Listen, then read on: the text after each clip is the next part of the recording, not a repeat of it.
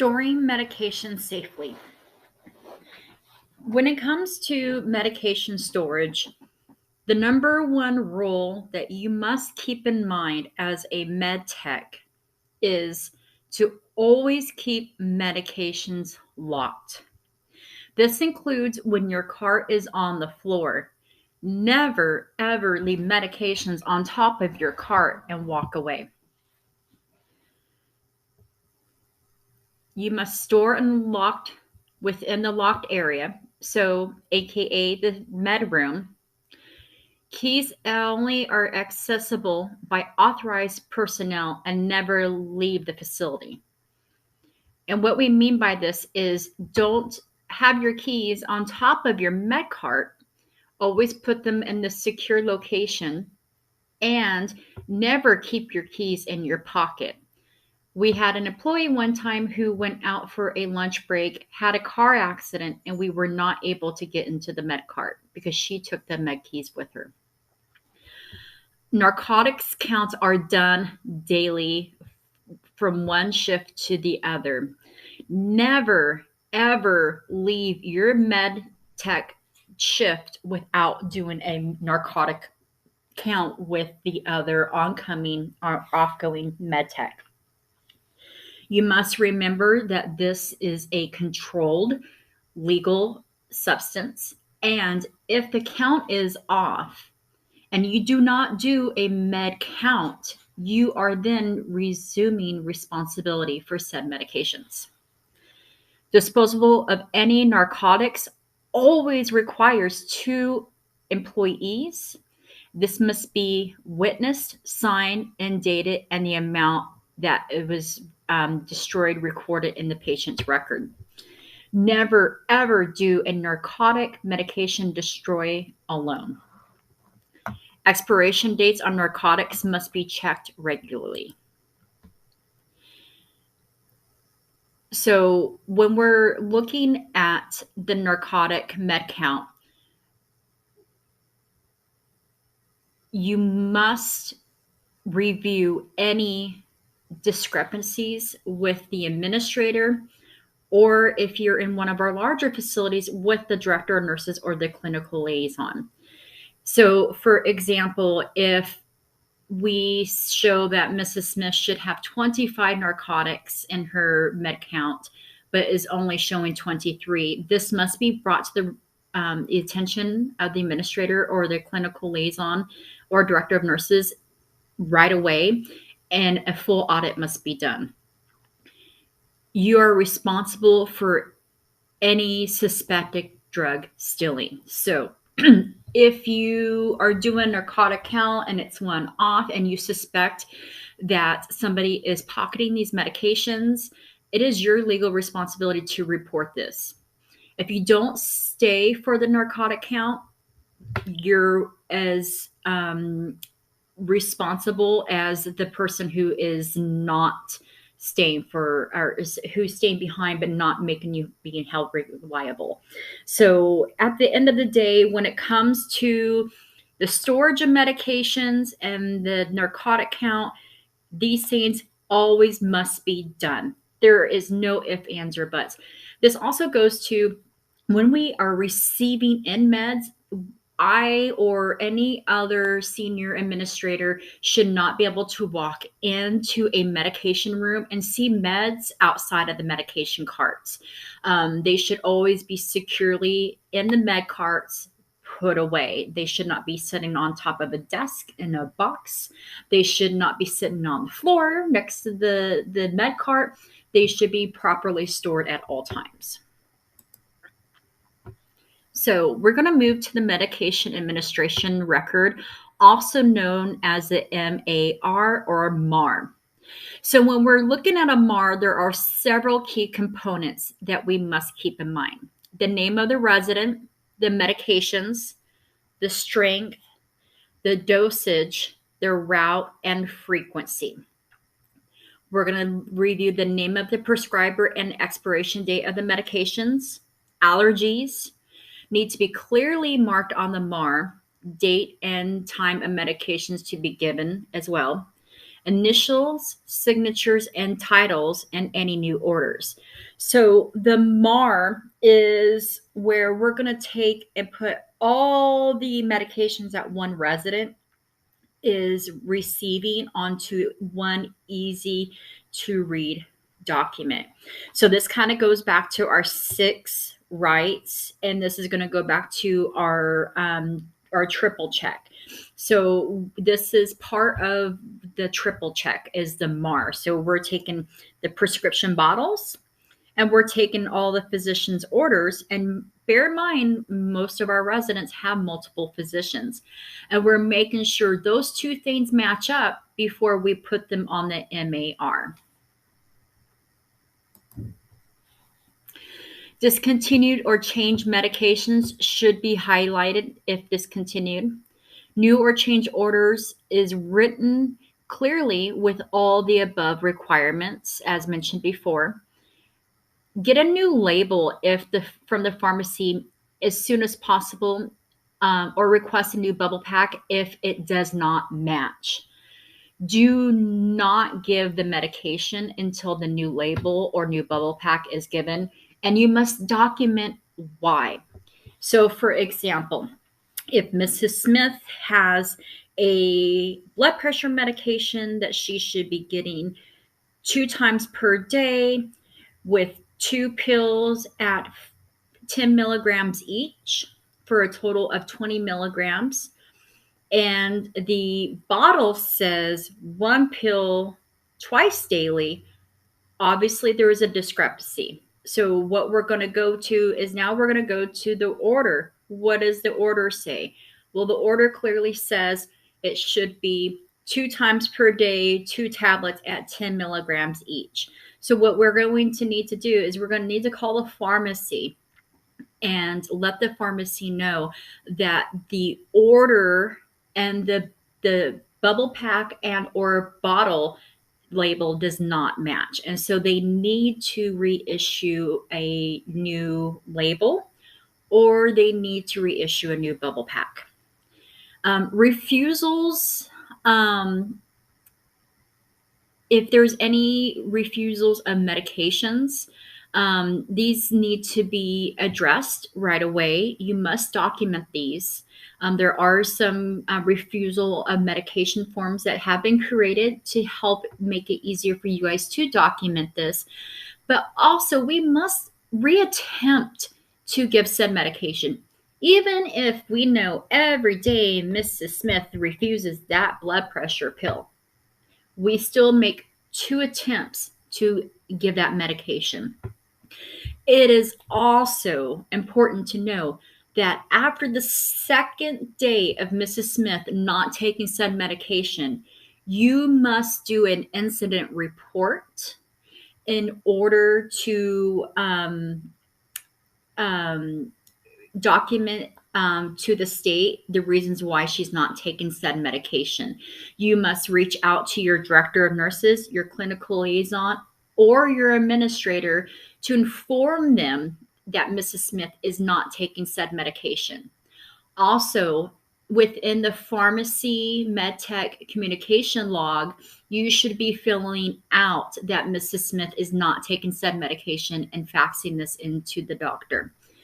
When we have a resident who is chronically not taking their medications, I cannot stress this enough, we don't just simply ignore that fact and keep documenting it. We need to pick up the phone and have that conversation with the physician about either A, changing the medications and the reason why Mrs. Smith isn't taking said medications. Maybe she's feels too dizzy with it and she's afraid that she's going to fall because of the side effects. So we need to be good advocates for our residents, and we need to pick up the phone and have conversations with the physicians when medications are being refused and why. And we also need to talk to our administrators about this. Our administrators and or directors of nursing or clinical liaisons will be the ones to have the conversations with the families about why someone is not taking their medications. because sometimes as med techs, we could say maybe the wrong thing that could upset a family about a reason why of loved ones not taking their medications. So those kind of delicate situations, we will go ahead and handle for you guys unless otherwise instructed by your administrator, director of nurses, or your clinical liaison. The other thing you guys need to understand is if for some reason a medication is out, this also, after 2 days, must be reported to your clinical liaison, your administrator, or your director of nurses. Do not just simply keep documenting and saying, medication missed. You must do the MedTech communication, send that into the pharmacy, send that into the physician, and send that into your supervisor. After 2 days of said medication being out, we have to report this to the state. This is something as a med tech, you guys must really keep in mind that at the end of the day, the state might come in and question you as a med tech and say, why was this person without their meds for more than 2 days? Did you follow all of Del Monte's policies and procedures when it comes to medication administration? Did you document said medication being missed or out? Did you, in writing, inform the physician, which physician, what date, and what time, or times and dates that you informed them? Same with the pharmacy. And did you communicate it with your supervisor? I cannot stress this enough. It is your guys' responsibility to communicate this with your supervisor when a medication is not given because it is out or because the resident is refusing. When this happens on the MARM, you're going to, if the medication is given, you're going to initial. You're going to circle if it was refused or augmented, and you're going to notify the doctor. So I'm going to pop quiz you guys when I am on site, and I'm going to ask you about what is your responsibility when it comes to missing medications, lack of medications, or refusal of medications. You guys should know that this is a very serious ordeal if a medication is not given for any reason. PR medication indications for use. Any special precautions, limits on dosages, allowable dosages in a 24 hours. We're going to chart date and time, the reason, and most important, the effects of the medication. So when we're looking at the PRN orders, we got to remember that there's a max dosage for a 24-hour period, and there are certain parameters for a reason why somebody might get a PRN medication. PRN medications must be followed up after being given for how they are affecting the resident, and this must be documented. Pain was relieved. Pain is no longer a 9 out of 10. It is now a 4 out of 10. Anxiety levels, agitation levels are down to a manageable level. So once again, if we don't document the post follow-up, we don't know how effective this medication is going to be. And this is extremely important for us to remember because sometimes when we look at PRN medications actually now become a set standard order if we need to. So especially when we are dealing with like agitations and behaviors, a lot of times we'll start medications off as PRNs. Our Xanaxes and other behavioral meds will eventually turn into a standard order for our residents. Refills. So for our pharmacies that are on auto refill, please, please, please, please, please do not rely on, oh, they're going to auto refill it. They're going to auto refill it. Still do your due diligence. Fill out the MedTech communication to pharmacy and to the physician what medication needs to be refilled, and send it in. So that way we have written documentation that we did our part for requesting said medications. Because here's why. Let's say there's a glitch at the pharmacy, and for some reason, Mrs. Smith's blood pressure medication comes off of auto refill. And we're coming up to day 7, and now day 8's come, day 9's come, and we've not gotten that refill of that medication. Guess what? We are now 2 days when day 8 and day 9 hit with no medications. So we can't just automatically assume that it's always going to happen. The state's going to come in, they're going to audit Mrs. Smith's chart, and they're going to say, did you, as the med tech on shift for that day, when we knew we were on our 7 days last set of medications, did you, as the med tech, do a follow-up for a refill request? And if your answer to the state is, well, it's on auto refill, they're going to say that's not sufficient enough. Our duty as med techs is to refill these meds regardless if they're on auto setup or not, and document this. So I cannot stress this enough. All meds within 7 days, when you hit that 7-day row and your bubble pack, it must be refilled, or 7 days left in the bottle. Keep in mind with narcotics in 2022, some of the narcotics rules for the physicians have changed. They are not allowed to refill narcotics before 3 days. Please still go ahead at day 7. Let's send in our medication refill request. And then at day 3, let's send that request in again. Now, the physician's not going to call it in probably until day 3, because that's the new legal standard from the DEA when it comes to narcotics. But you must go ahead and do that.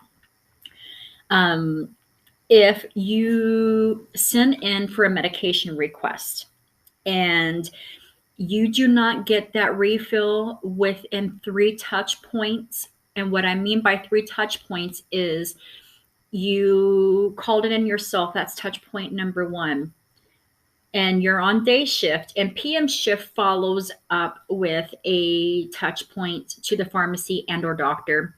That's touch point number 2. Now we're coming into the next day, you're back on your AM shift. That's touch point number 3. So by the end of your shift, if you've not gotten a response from the pharmacy, medication request received, we'll be sending it out tomorrow on whatever date. Please notify your director of nurses, your clinical liaison, or your administrator. And here's why. If you're not getting communication back that these medications are on their way, these are time sensitive. And so you might need somebody else to help assist and ensure these medication refills are being done. No, it is your responsibility to notify us. I know on here it says if meds are not received by day 5, which yes, by day 5, you need to come back and remind us that meds are not in. But moving forward, the new policy is after 3 touch points. So when you're looking at that medication communication request that we have done up for you guys, the top part, we're filling it out, residence info, the medication that is being requested, the frequency, the dosage, and the pharmacy that they're using, and the doctor's name that's prescribing that medication. That's touch point number 1. Lines 2 and 3 in the middle for the other med techs, that's touch point 2 and 3. So you guys cannot stress this enough. Medication communication log should also be used in your daily shift reports. So Jenny's coming in.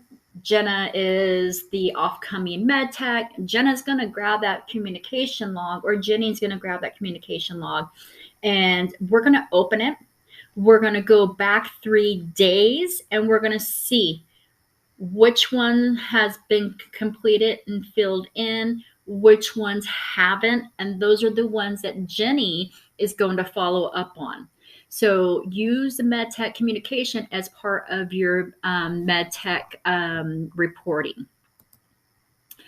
All right, so we are going to go into medication labels Hey everyone, video. it's Sarah with RegisteredNurseRN.com, and in this video I'm going to demonstrate how to read a medication label. And whenever you get done watching this YouTube video, you can access the free quiz which will test you on this content.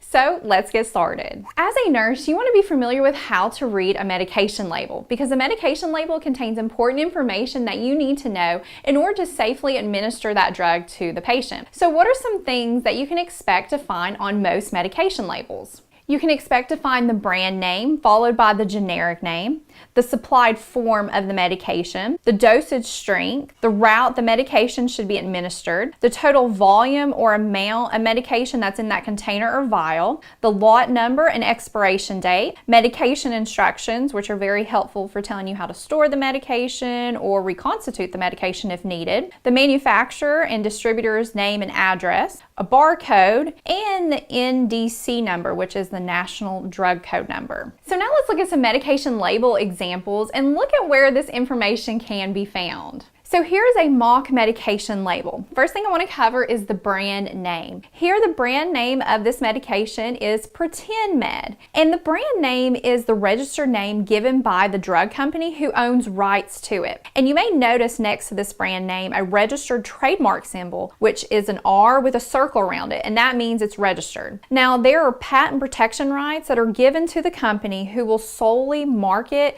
this medication under its brand name. So there won't necessarily be a generic form of the drug available yet until this patent protection runs out. Now, once the patent runs out, other companies can market the drug and may create different brand names for a medication, but you should always be able to see the generic name as well. And the brand name is usually a lot easier to pronounce and spell than the generic name. And the first letter is capitalized, and it's usually the largest and boldest. Now, typically found very close by that brand name, usually under it, is the generic name. And here in this example, our generic name is fofarmoide. And the generic name represents the active ingredient in the drug, which is why many times the generic name is a lot longer and it's harder to pronounce and spell because these names are chemicals. Now, there is only one generic name for a drug. There can be multiple brand names, but only one generic name, and it will always be included on a medication label. Now, sometimes you may be looking at a label and you will just see a generic name, and this will be used for medications that have been on the scene for decades and they're very well known by this name. These names will typically have the parentheses around them and will all be in lowercase letters. Now, one thing that is helpful for us nurses is that the ending of most of the generic names tend to be similar for certain groups of medication, which makes it easier to identify what medication we're giving to the patient. For example, the generic names for ACE inhibitors typically end in pril, like lisinopril, or beta blockers. They tend to end in LOL, like labetalol. Now, as a nurse, it's very important to be aware of both the brand name and the generic name because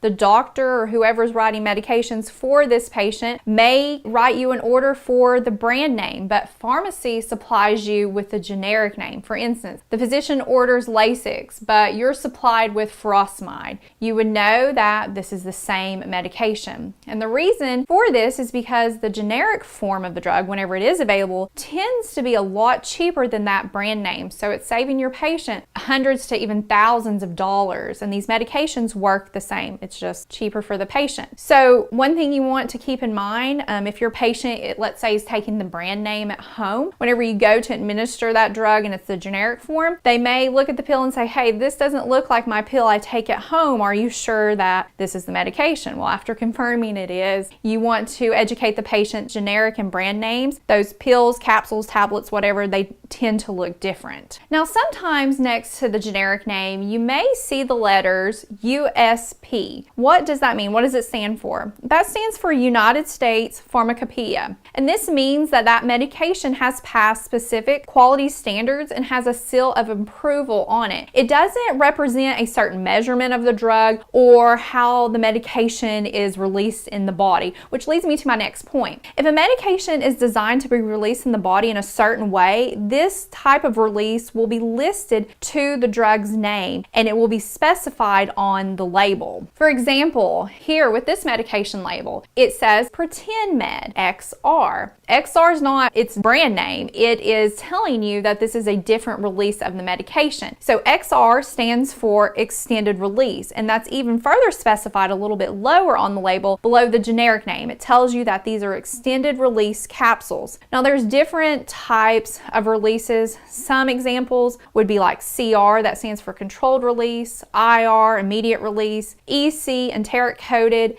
CD, controlled delivery. And the reason I point this out is because it's very important the nurse looks at this part of the medication label to verify what type of release this medication has. Because depending on the form, the medication may not be able to be crushed or chewed, because if it was crushed or chewed and it was one of these special releases, it could alter the rate at which the medication works in the body and could be not very good for the patient. Another thing you want to be familiar with on the medication is the supplied form of the medication. This tells the nurse how the medication is supplied. For example, here our label tells us that our medication is in capsules, but you can also have medications in tablets or even solutions and suspensions. And here you can see that this medication tells us that it is an oral solution, but this label tells us that it is actually going to be an injection solution because we're dealing with something that's going to go intravenous or intramuscular. You can also have topical, suppositories, etc. Next is dosage strength. This is the amount of drug that is in the specific dosage form supplied. And you will see a number with the measurement unit beside it. So let's look at this medication label of Pretend Med. Our dosage strength is 250 milligrams. So what does that mean? Well, a lot of times you can go and look at the medication instructions and it will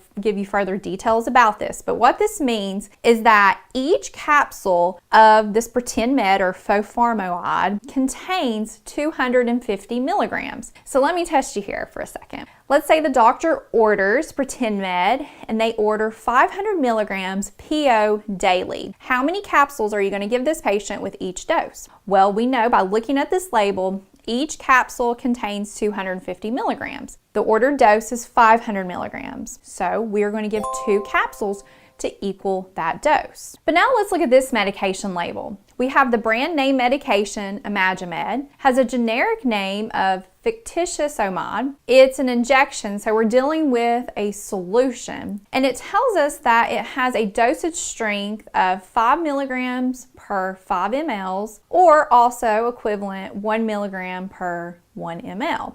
So what that is saying is that for every milliliter you draw up in that syringe of that medication out of this vial, you are giving 1 milligram. So it's the equivalent of drawing up 5 mLs to give 5 milligrams. So let me test you again here. Let's say the doctor has ordered the patient to have a one-time dose of 2.5 milligrams of this medication. How much are you going to draw up? Well, we know that 1 milliliter equals 1 milligram. So we are going to draw up 2.5 milliliters, which will equal 2.5 milligrams. And then just to give you another example of looking at that dosage strength, let's look at this medication label. We have the brand name Fake Elixir with the generic name of Mixtrazole difecate, and we know that it's an oral solution. So it tells us that it has a dosage strength of 350 milligrams per 5 mLs. So what that means is that for every 5 mLs that you're measuring out, you're pouring out, you're giving the patient 350 milligrams of Fake Elixir. So let's say the doctor ordered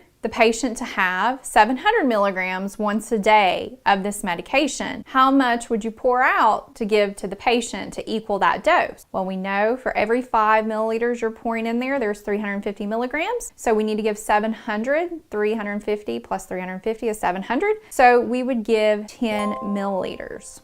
Next is the route. On the medication label, you want to look to see if it specifies what route this medication should be given. Here we have a medication in the form of capsules. And generally speaking, capsules and tablets are understood to be given orally unless it's specified directly, because some medications may be supplied in a tablet form, but they need to be taken sublingual or the buccal route. For instance, like nitroglycerin, it's like these little tabs. We give them to patients who are having chest pain. That goes underneath the tongue. And on a bottle of nitroglycerin, it will actually say sublingual tablets. So always look at that information. Now there's other routes that medications can be given. For instance, here our label tells us it's via injection, and it says below that, it says for intravenous or intramuscular use. You could also, with some labels, it will tell you can maybe give it sub-Q, so you can give it subcutaneous. In addition, other medications can be given via the eyes, the ears, rectally, vaginally. They can be given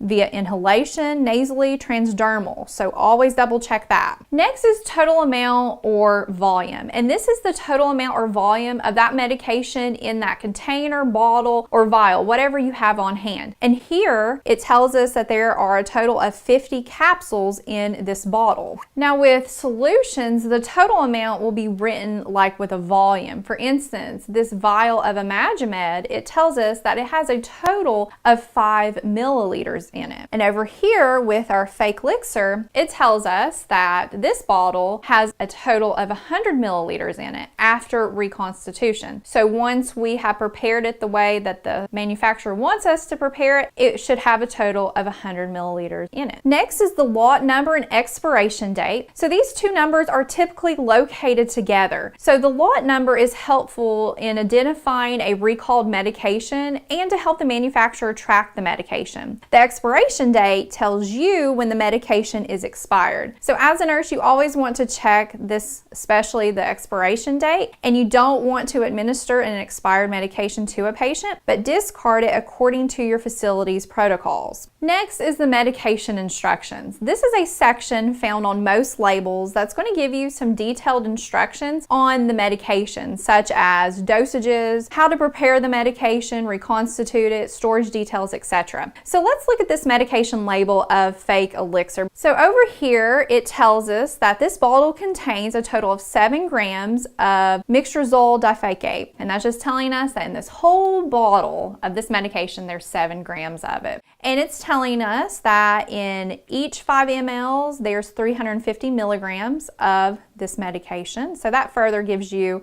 information. If you're a little unsure by looking at that front part of the label, that confirms how much is in each little dosage that you measure out. Then it says the dosage. See pamphlet included with the medication package. A lot of times manufacturers will include this little fold out piece of paper that will tell you detailed information about the drug if you need to know that.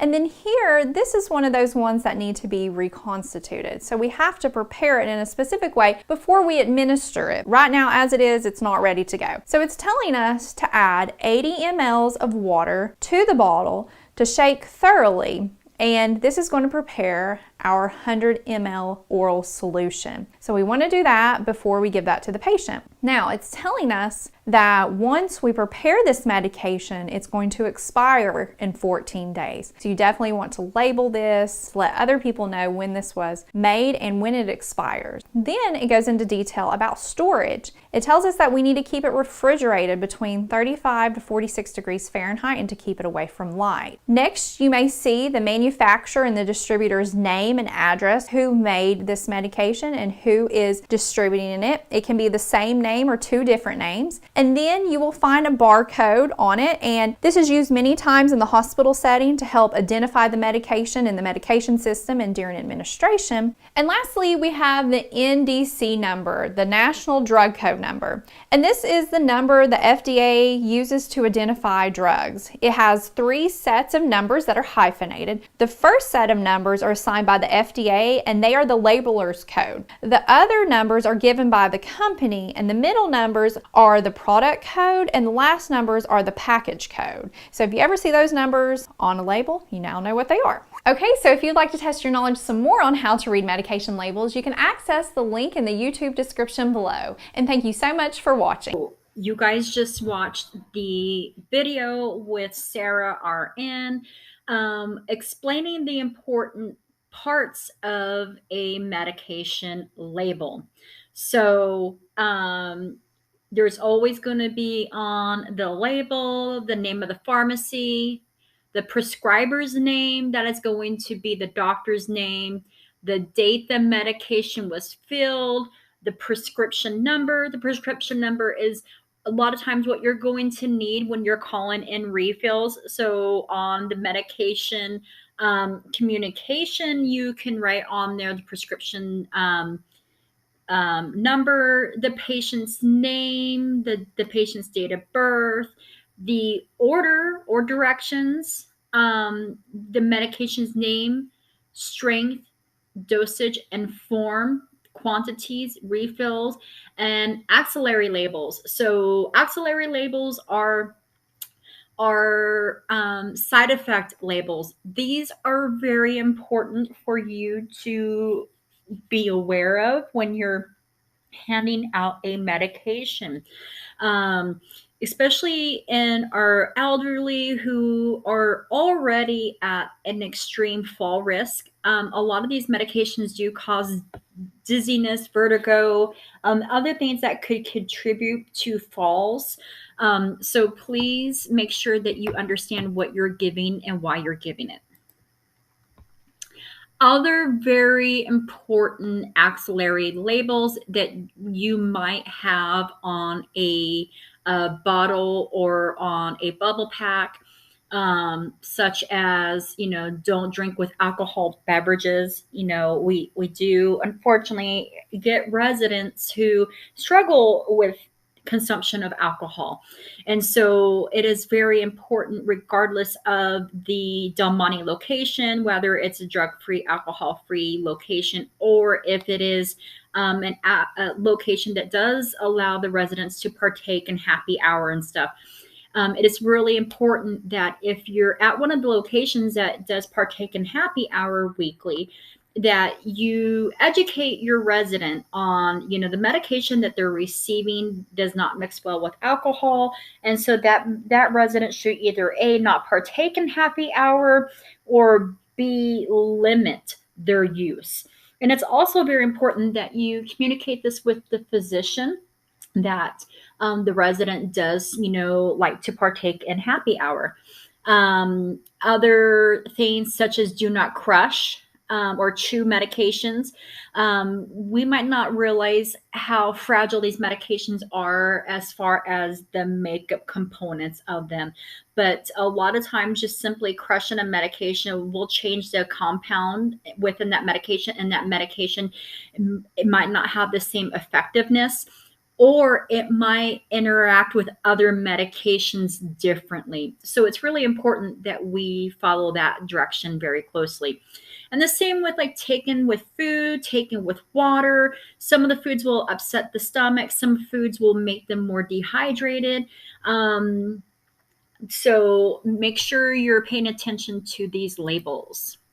All right, so this is a point in time where you're going to pause the video and we're going to quiz you on what you have learned so far. Don't worry, this is just a quiz. It's not going to make or break you in your MedTech training at this point in time. It's just to make sure that you've absorbed what you have learned, and that you are understanding what you're learning. And maybe we need to go back and retouch something if you're not, obtaining the information very well. But here's another important thing I'm going to tell you right now is a key phrase that we're going to ask you to make sure you are truly watching this video, if you're watching this video on your own time. And that key phrase is butterflies. So butterflies are our keyword key phrase to make sure you've watched this video.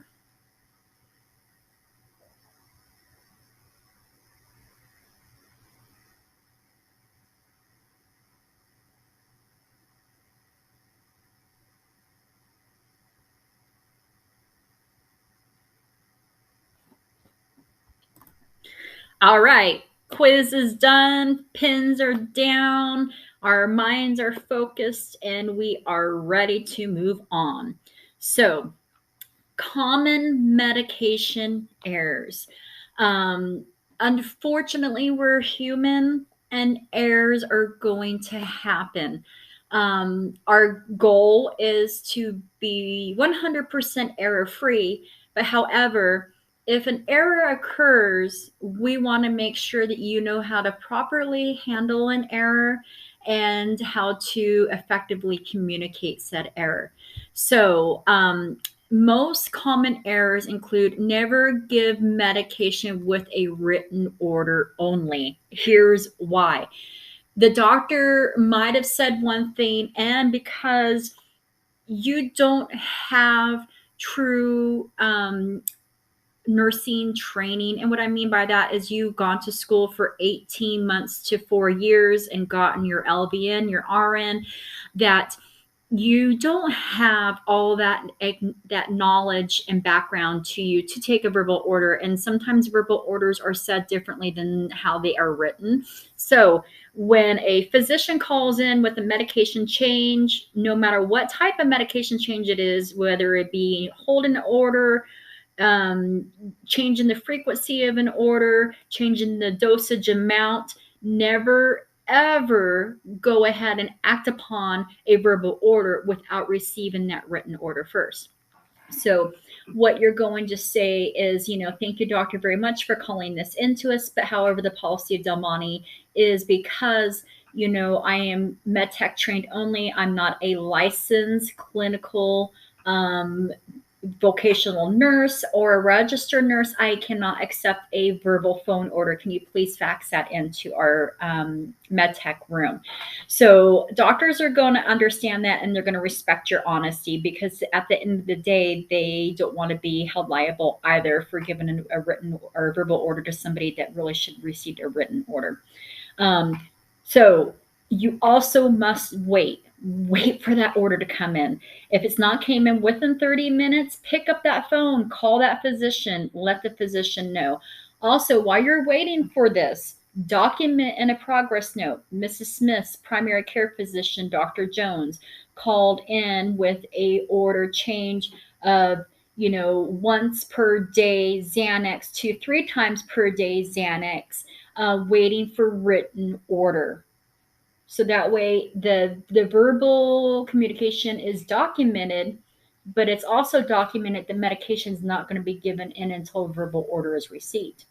Once verbal order is received, then you can go back and through your progress notes, written order received, C medication order or CMAR or whatever. Okay, but we got to wait for that order. Wrong medication, especially with those um, that have names that sound alike. There are a lot of medications, including a lot of medical diagnoses that sound alike. So this is the other reason why we must wait for that written order. Wrong resident. You didn't use an ID on the MAR. You didn't check a bracelet. You didn't ask them for their name, their date of birth, their room number. You didn't do any identifying information. Um, this does happen. And so that's why it's very important, if we are working in our memory care, we look at the picture on the medication record, to ensure we have the right resident, because sometimes our residents don't give us the right names. Funny story, when I first started working for Del Monte, sweet little lady in one of our memory cares kept telling me her name was Ruby. And I believed her name was Ruby. And I kept saying Ruby this and Ruby that. And unfortunately, that was not her name. So It's very important that you guys do your due diligence and you check the picture against the MAR. Now, once you've been there a while, obviously you're going to know your residents and who they are, but it's still good to check that MAR. Wrong time, wrong route, um, wrong dosage, that also happens. This is part of your triple check. That's why, when you get a new medication, you're going to pull the MAR out, you're going to pull the label, and you're going to pull the order, and you're going to make sure all three match. At the beginning of the month, when we get a new MAR and the new orders come in, we're going to perform this triple check. At any point in time, if a medication doesn't look right in the bubble pack or in the bottle, we're going to pull out the MAR, the order, and the bubble pack or the bottle, and we're going to perform a triple check. Okay. Wrong preparation.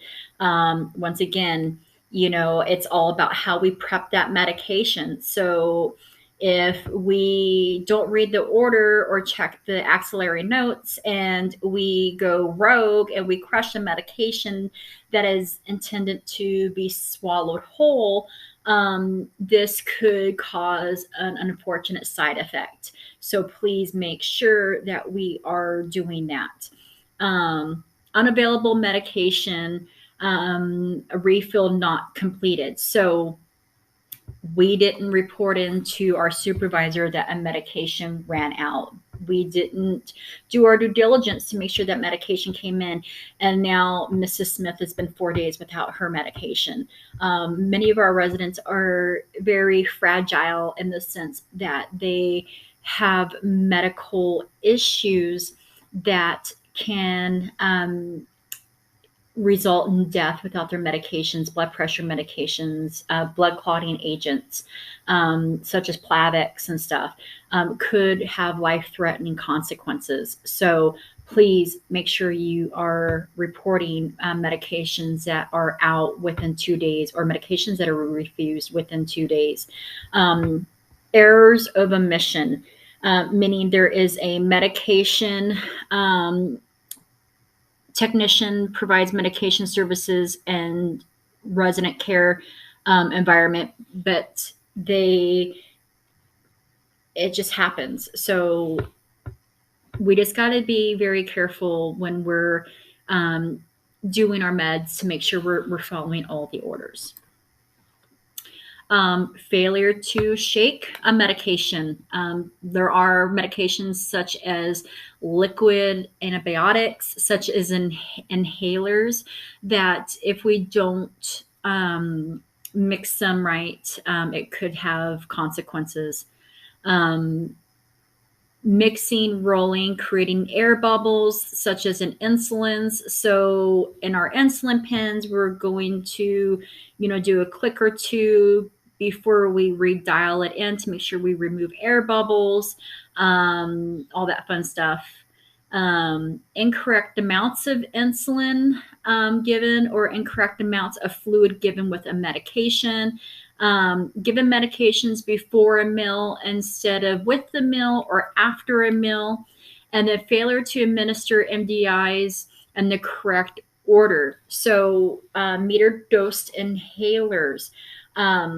There are inhalers that are albuterol, Zopanexes that really shouldn't, that should be given in a certain order, such as the meter dosed inhalers that are for the steroids. So make sure you follow all those directions correctly. This is where our triple check comes in. When we're doing the triple check, we're looking at the expiration dates on the bubble pack and or the bottle. Given a medication outside the expiration date, medications change dramatically as time goes on, and this can affect their effectiveness. Never administer a medication beyond the stop date. So, for example, Mrs. Smith might have been going in for a procedure, and maybe before her procedure, they ordered a certain type of pre um, what's the word I'm looking for? Preventative infection control. So maybe like an antibiotic, and it might have been a lower dose of type of an antibiotic, and then she had the procedure done, and now she is having a antibiotic post surgical event, and it might be a stronger antibiotic or a different type of antibiotic. And if we didn't stop the order the pre-surgical medication, and we're still giving that one on top of the post, now she could be receiving too much of antibiotic that could cause some medication issues. So it's really important that when a medication says to stop on this date, that we stop it on this date. Um, Another thing, medications, if they have a new change in color, if their consistency, so some of our liquid medications, if all of a sudden they turn more thicker or thinner than what they had been, or if they've got a new odor to them that they hadn't had before, don't give that medication. Contact the pharmacy, contact the doctor, and document. Um, Administer only medications taken from properly labeled containers. So if the container that the medication comes in maybe doesn't look right, maybe there's a label on top of a label that wasn't communicated from another med tech that, hey, we had to relabel this medication because the label was wrong, or maybe the box that the medication came in looked like it had been opened prior to you guys getting it for the first time for first administration. Please be mindful of those. Never pre-pour medications. Only pour before giving. So a lot of our locations, they love to pre-pour, and the problem with pre-pouring is, I know that Jenny's going to be short staffed on the PM shift. And so I'm going to help Jenny, and I'm going to put all of my residents' medications in these little tiny bubble cups, thinking that I'm doing something wonderful to help her out. The problem with that is that's when medication errors can occur. Not labels, sorry, lids with the resident's name written on a label could be mixed up, or I could, not intentionally leave a medication out or give too much medication in a pre-pour.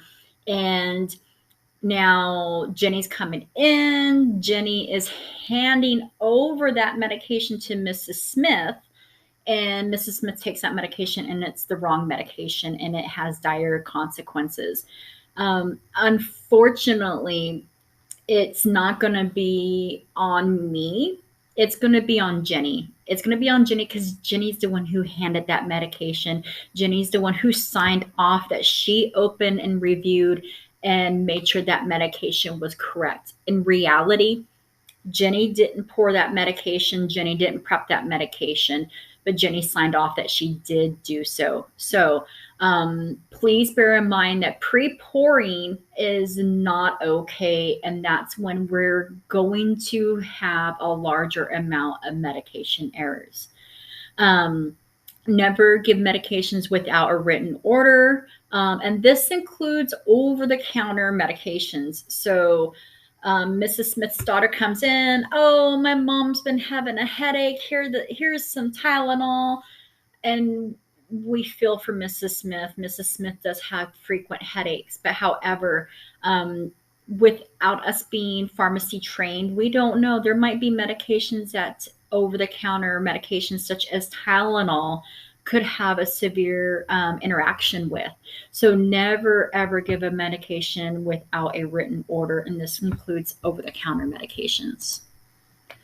Never borrow from another resident's medication. It is never okay to borrow some Lancets or some test strips from Mrs. Jones to give to Mrs. Smith.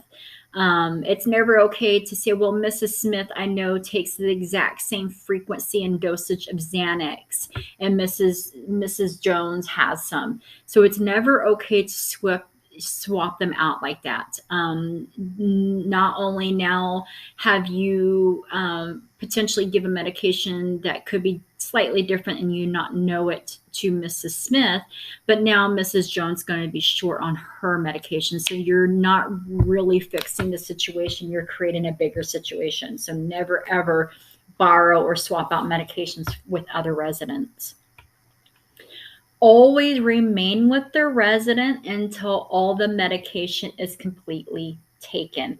So I've seen this like 100 times where the nurse will come in or the med tech will come in and Mrs. Smith is in the middle of her lunch. And so she's going to sit the medication on Mrs. Smith's lunch tray.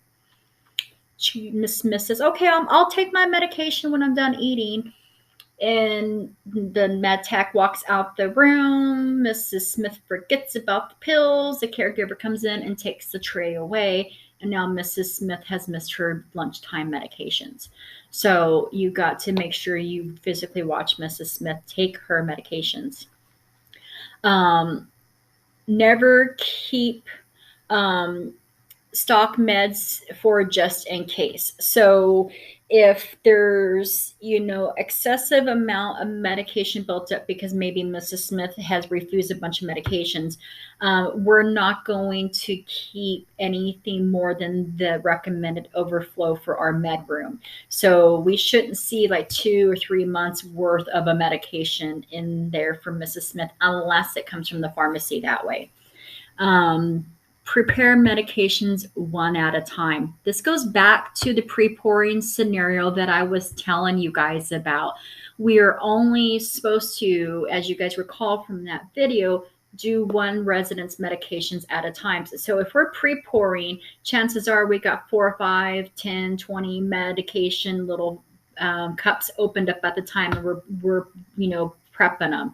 And that's how medication errors happen. Give the medication to the individual as soon as you prepare it. Once again, back to pre-pouring, right? Someone could come in, and I would hope that nobody here at Del Monte would do this, right?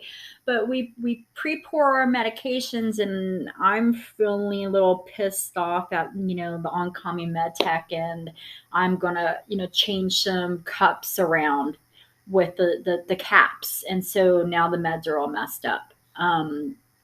You just don't know, you guys.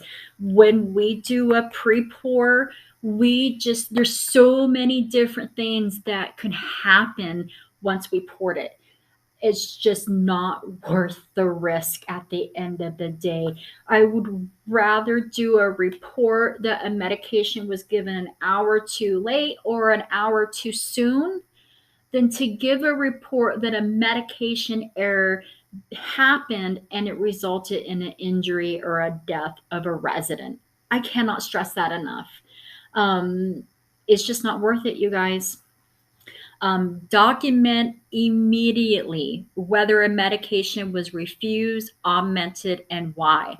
And so I recommend, you take a couple of the refused medication reports, the medication communication sheets with you guys.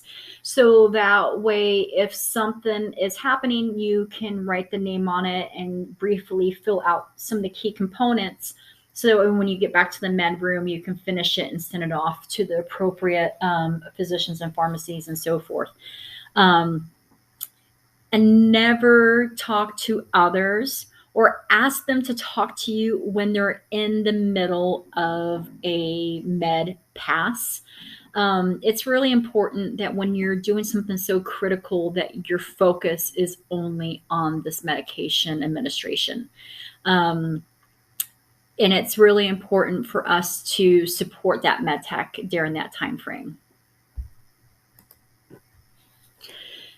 Administer medications when there is a documented allergy. So, for example, Mrs. Smith went to see a new neurologist, and the new neurologist maybe didn't realize that Mrs. Smith has an allergy to Xanax or Ativan. And Mrs. Smith comes back with an order for said Ativan.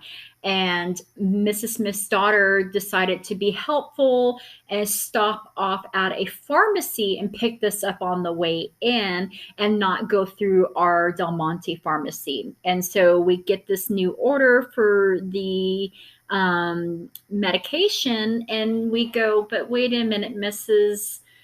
Smith does have a documented reaction to Xanax. What should the med tech do? I hope you're all saying do not give the medication. We don't give the medication. We immediately call that provider. We call that pharmacy. We document that we are holding said medication and the reasons why. And we make sure we put this into the communication log and we pass this all along to the next med tech coming on. And we also mark the bottle so that way it's not accidentally given by somebody else. If you use discounted or expired or contaminant medications. So if we know a medication was left outside of the refrigerator, we shouldn't be giving it, you guys. If we know that it was accidentally mixed with something else, we shouldn't be giving it. Always review vitals and trends prior to giving a high-risk medication. No, you should inform your director of nurses or your administrator or your clinical liaison if there's any changes in vitals, such as the glucose levels are really high, blood pressure is really high. You should also be informing the physicians as well so they can make adjustments either to the medication, but not with a verbal order. They must send you a written order. Or if they're going to make a decision to send Mrs. Smith out to the hospital. Interruptions. Once again, I'm picking up the phone. I'm interrupted. Medication error. Medication administrations that lead to med errors. There are refills that are not being done. Borrowing from other residents. A lot of this is repetitive, and it's repetitive for a reason. I'm bringing this up yet again 2 minutes later because it happens, and it happens frequently. All right, so we're going to go into a video on how to take vitals. Bear in mind that we are to assist our residents with vital taking. We are to never actually perform the vitals ourselves, but we can assist our residents in vitals. So here is the video, and here is the next video, or not video, but key phrase. Our key phrase is going to be the delta.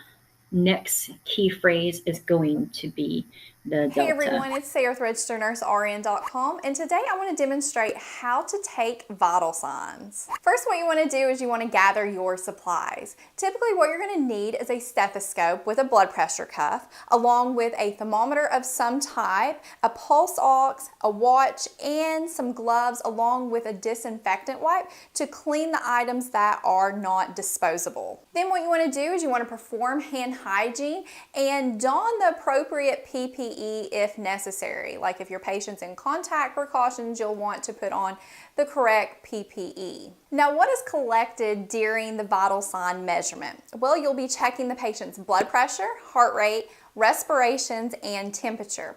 In addition, you'll be asking the patient their pain rating, which is sometimes referred to as the fifth vital sign, along with collecting their oxygen saturation. So I've arrived to the patient's exam room and I've performed hand hygiene. Now what I want to do is I want to introduce myself to the patient and tell them what we're going to be doing.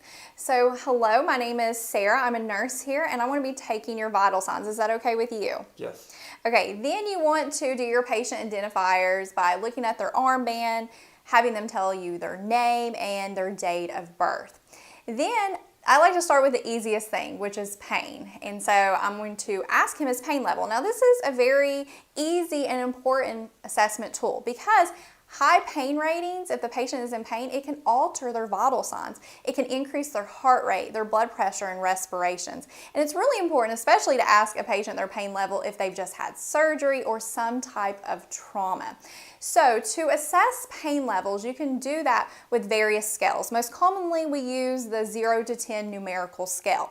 So can you tell me your pain, with 0 being no pain at all to 10 being the worst pain you've ever had? What's your pain rating? 0. Okay. He says he's having no pain. That's easy. But let's say that he said that his pain rating was an 8. Well, you would want to ask some more questions. You would want to say, where's your pain located at? And please, can you describe it for me? Like, is it burning? Is it radiating? Things like that. And then you want to document that, the numerical rating, along with the words that the patient used to describe the pain and its location. Next, we're going to measure the patient's oxygenation status. And to do that, you can use a portable probe like this one, or one that connects to a bedside monitor. And to do that, you're going to place the device on the nail bed, because that's where it's going to obtain the reading. So make sure that you pick some fingers that have good circulation. They're nice and warm and pink. So we'll turn on our device and we will place it on the finger and let it get a reading. And here the patient's oxygen saturation is 97%. A normal oxygen saturation is anywhere between 95 to 100%. And below you can also see the heart rate as well, but here in a moment we will actually check the heart rate. And then you'll just want to remove the device, and if it's like a portable one like this, you'll want to clean it with a disinfectant wipe and then document your findings. Now we're going to collect the patient's body temperature. And some things you want to remember about body temperature is that in an adult it can vary. It can be anywhere between 97 to 99 degrees Fahrenheit, with the average being about 98.6 degrees Fahrenheit orally. And in an adult, it's considered a temperature if the temperature is greater than 100.4 degrees Fahrenheit. Now, the temperature reading will depend on the route that you use, and you can take a patient's temperature various ways, like orally, the forehead via the temporal artery, tympanically, which is via the ear, rectally, or axillary via the armpits. And a rule of thumb to remember is that rectal and tympanic temperatures will be 1 degree higher than the oral route, and temperatures that are collected via the axillary or the temporal route will be 1 degree lower than oral temperatures. So we're going to take the patient's temperature using the temporal artery, and we're going to use this device. So what you want to do first is you want to use a probe cover if your device has one. That just protects it from becoming contaminated. And what we're going to do is we're going to hold the probe flush up against the skin at the center of the forehead. We're going to take it and scan it across the forehead to the hairline and look at our reading. And before we do that, you want to make sure that the forehead is clear of any type of hair or anything, because this probe needs to be making contact with the skin. If anything comes into contact with it, it can throw off the reading. So we're going to put it flush against the skin and hold the button in on the device, and you'll hear it beeping, and scan it to the hairline and look at our temperature. Now, if your patient was sweating on the forehead, because a lot of times whenever patients have fevers, they can sweat, you would want to do it the same way. Probe up against the forehead in the middle, hold the button down, scan across the forehead to the hairline, but you're also going to go behind the ear, because sweating will decrease the temperature, and it's very vascular back here behind the ear, and that will just help us obtain a proper reading. Then what you're going to do is you're going to clean your device and document your finding. And if you didn't take it orally, you want to make sure you document the route that you actually took the temperature. Next, we're going to check the patient's pulse. And as we feel the pulse, we're going to be looking at several things. Of course, we're going to be counting the rate, but we're also going to be feeling the strength of the pulse. And we will be grading it on a 0 to 3 plus scale, with 0 being the pulse is absent, 1 plus weak, 2 plus normal, and 3 plus bounding. And the rhythm, is the pulse regular or is it irregular? Now in adults, the most common site to use to check the pulse is the radial artery because it's really easy to access. So it's found, what you want to do is find the thumb, and it's found below it in this wrist area along the radial bone, hence why we call it the radial artery. And whenever you're checking the pulse, have the patient, they can sit in bed, they can lie down, and you'll want to support their arm, extend it out and support it. And you're going to use your first 3 fingers to feel the pulse. Don't use your thumb. Your thumb actually has a pulse in it. So use your first 3 fingers and find it within that area I just told you. And lightly just touch it. Don't press too hard. And feel the bounding of the pulse. And what you want to do is you want to count it for 30 seconds if the pulse is regular and multiply that number by 2. If it's irregular, count it for 1 full minute. So his heart rate is 82, it's regular, and it's 2 plus. And a normal heart rate in an adult is 60 to 100 beats per minute. Now what we're going to do is we're going to keep our fingers here because what we want to do next is check the patient's respirations. And if you tell a patient that you're checking the respirations, they're going to alter the way that they're breathing. So we're going to stay in this same position and assess respirations. And when we're assessing respirations, we're looking at a couple things. First of all, the rate. A normal breathing rate in an adult is 12 to 20 breaths per minute. We're also looking at the depth. Is it labored or unlabored? And the rhythm. Are the breaths regular or irregular? And I have found the easiest way to do this is really look at the patient from the side and watch their gown, their clothes. Are they rising and falling? Because 1 rise and 1 fall equals 1 respiration. You can also sometimes just gently take your hand, put it on their back, and feel the rise and the fall of the chest. And so you will count that for 30 seconds if their breathing rate is regular, and then multiply that by 2. But if it was irregular, you would need to count for 1 full minute, and then document your findings. And lastly, what we're going to do is we're going to measure the blood pressure. And to do that, we want to make sure a patient is sitting down with their arm at heart level and their legs are uncrossed. Now, if they're lying in bed, you would want to make sure that this arm is at heart level. Then what we're going to do is we are going to get our stethoscope and our blood pressure cuff. And you want to make sure you get the right size cuff for your patient's arm, because if you use too big of a cuff or too small of a cuff, it can throw off the reading. And what we're going to do is we're going to palpate the brachial artery, because this is the artery we're going to be listening to get our blood pressure, because we're going to be getting our systolic number, which is that top number, and this is the first sound we hear, and then our diastolic number, which is the bottom number, and this is the point where we no longer hear the sound. So whenever we're looking at the gauge of our blood pressure cuff, we want to make sure we're really noting those points, because it's going to tell us our systolic and diastolic number. So what we're going to do is we're going to put our cuff on our patient, and we want to make sure we find the brachial artery. This is the artery we palpate that we'll be using to determine our blood pressure. And it's found in the bend of the arm. So we're going to find it, and it is located here. And we're going to look on our cuff, and our cuff has these arrows. And because this is the left arm, we're going to make sure that this arrow is pointing in that direction of where that artery is. So you're going to put the cuff up about 2 inches above the bend of the arm. First, what we want to do is we want to estimate the systolic pressure. So we want to find that number. To do that, we're going to palpate the brachial artery, and we're going to inflate the cuff until I no longer feel the brachial artery. And at that point, when I no longer feel it, I need to make sure I'm looking at this gauge to know that number, because that number is our estimated systolic pressure number. Then when I go to take the blood pressure, I'm going to inflate the cuff 30 millimeters of mercury more than that estimated number.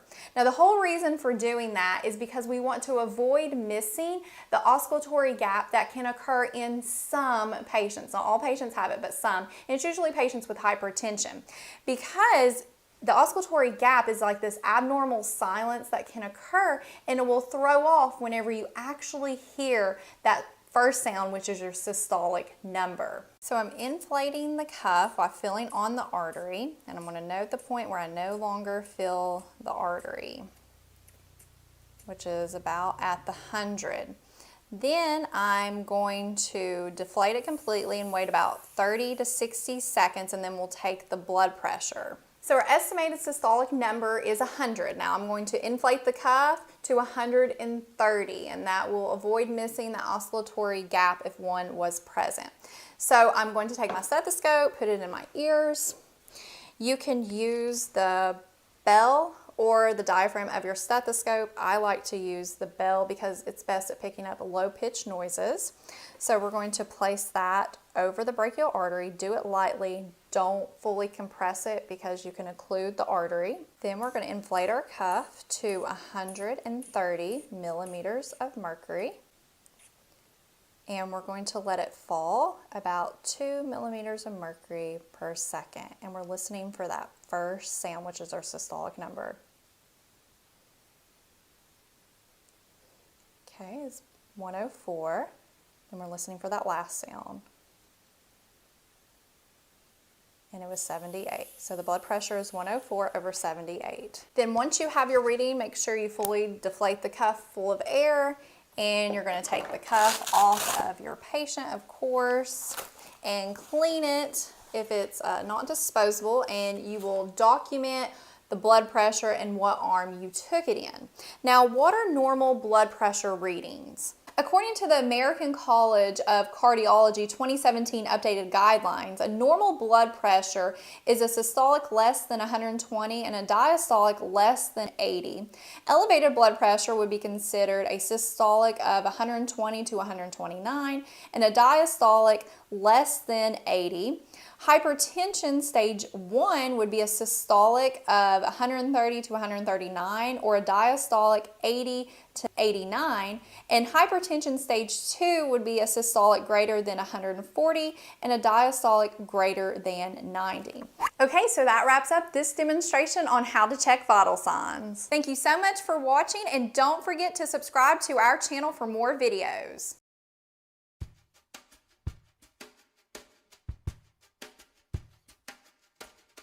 When prompted to take your blood pressure, please sit down on a chair near the blood pressure monitor and relax. Wrap the cuff around your left upper arm against the skin and with the Velcro on the outside. Ensure the tube is on the inside of your arm and the device is set to person A. Now rest your left arm on the table, press the start-stop button on the blood pressure monitor, and wait for the measurement to take place. It is quite normal for the cuff to get tight, but if alarmed, you can press the start button again to release the pressure and allow you to readjust the cuff. When the measurement is displayed on the screen of the blood pressure monitor, press the Upload button to transfer the reading to the telehealth hub. Once the measurement is announced from the telehealth hub, remove the cuff and press Next on the telehealth hub to continue.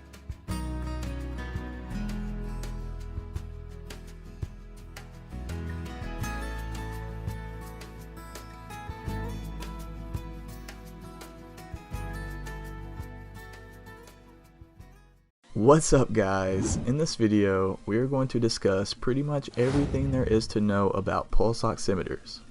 Are you ready? Let's go!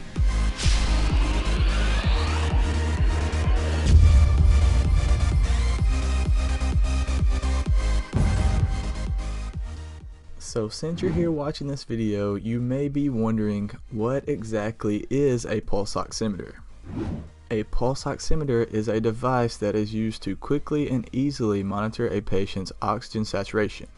This means that it can measure the level of oxygen within the blood, specifically in arterial blood, without using any invasive means. It is typically a small portable device that clips onto the finger and provides a reading within seconds.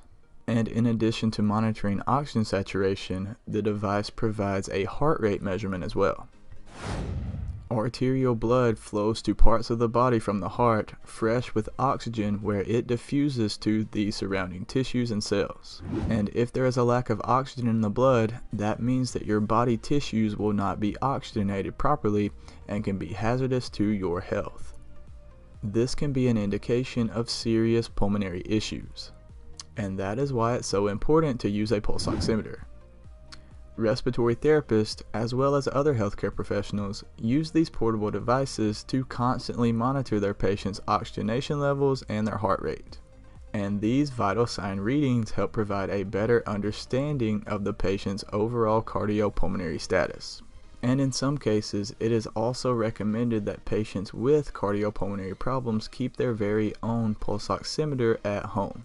So if that's you and you're looking to purchase a pulse oximeter, I put a few links down below to some of our top recommendations. So how exactly does a pulse oximeter work? Pulse oximeters work on a simple but brilliant principle. So basically, the pulse oximeter shines a light through your finger, and by doing so, it can measure the amount of oxygen that's in your blood. Blood absorbs light, and there's a distinct difference between the wavelengths that go through oxygenated and deoxygenated blood. The finger clip of the pulse oximeter consists of a transmitting light source that emits a broad spectrum of light. And on the other side, there's a receiver that measures how much light passes through the finger. The diode on the receiving end is capable of detecting the wavelength of light. The internal circuits and processing components of the pulse oximeter do some calculations as well. That is because the device has to compensate for ambient light, so for example the light in your room or from the sun. It also has to compensate for the size of the finger and for the absorbance of the rest of the tissues. The device has a reference curve that is saved into its memory, and it uses this as a way to calibrate incoming readings and to normalize them so that you can get an accurate reading. And this helps to increase the precision of the results that it provides. So what does a pulse oximeter measure? Now, as we mentioned before, a pulse oximeter measures the oxygen saturation in the blood, and it gives a heart rate measurement. And when I say it measures the saturation of oxygen in the blood, I'm of course talking about arterial blood. More precisely, it measures the amount of oxygen that is being carried by hemoglobin, and this reading is known as the SpO2. So the primary function of a pulse oximeter is to measure oxygen saturation, and by doing so, the heart rate is automatically calculated alongside of the percentage of oxygen. So heart rate and oxygen saturation complement one another, and doctors and respiratory therapists rely on these readings to know how to properly treat their patients. So if you already have a pulse oximeter, you may be wondering how to use it. The best part of pulse oximetry is that it's non-invasive. Back in the day, doctors had to draw blood from the patient and perform several tests in order to find out the percentage of oxygen saturation. Now we can get that reading in a matter of seconds by using a pulse oximeter. All you have to do is clip the device on the middle finger or on a toe or even on an earlobe.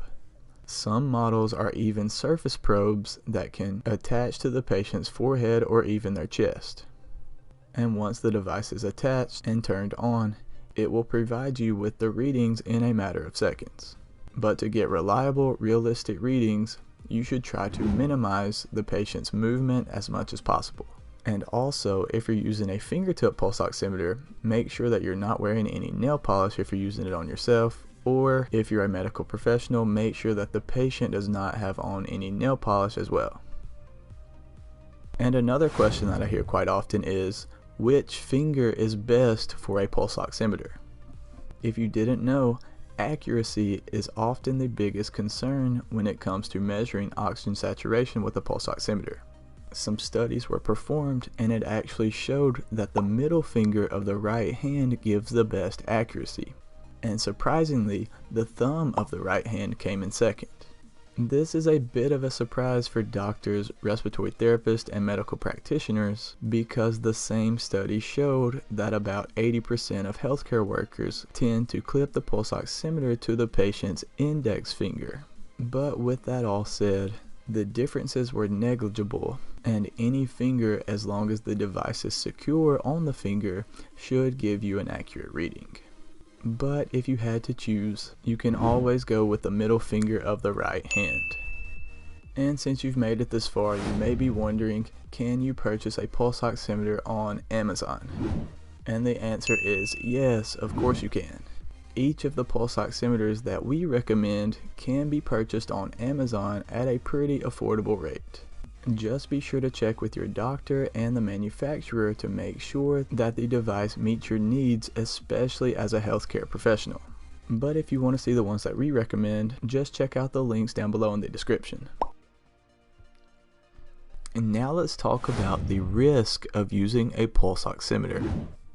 Now thankfully there aren't any risk or dangers of using a pulse oximeter. The biggest concern is making sure that the device is giving an accurate reading. This is especially true for doctors, respiratory therapists, and medical professionals. That is because if the pulse oximeter gives inaccurate results, that could lead to poor patient treatment and care. And yes, while technically it is true that there aren't any dangers in using the device itself, like you're not going to get shocked or anything, but there could be some very serious dangers if the results are not in the normal ranges.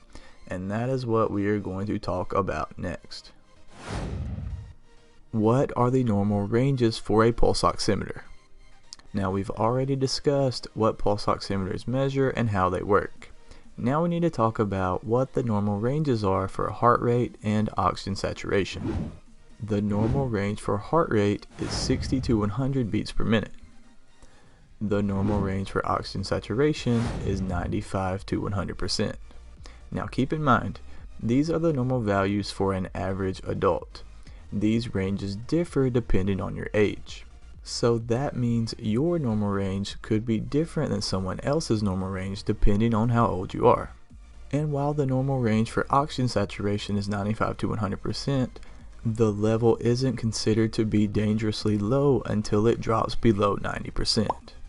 In such a case, that is referred to as hypoxemia, which means that there is an abnormally low level of oxygen in the blood. Hypoxemia is treated with supplemental oxygen. So if you are a regular user of a pulse oximeter at home and the results that you are getting are consistently falling outside of the normal ranges, it will probably be wise for you to consider seeing your doctor or seeking professional medical advice. And the final step of using a pulse oximeter is to take your index finger and smash that like button. Okay, I'm just kidding. That's obviously not a step, but I would greatly appreciate it because it really helps support the channel. Alright guys, that my friends is pretty much everything you need to know about a pulse oximeter.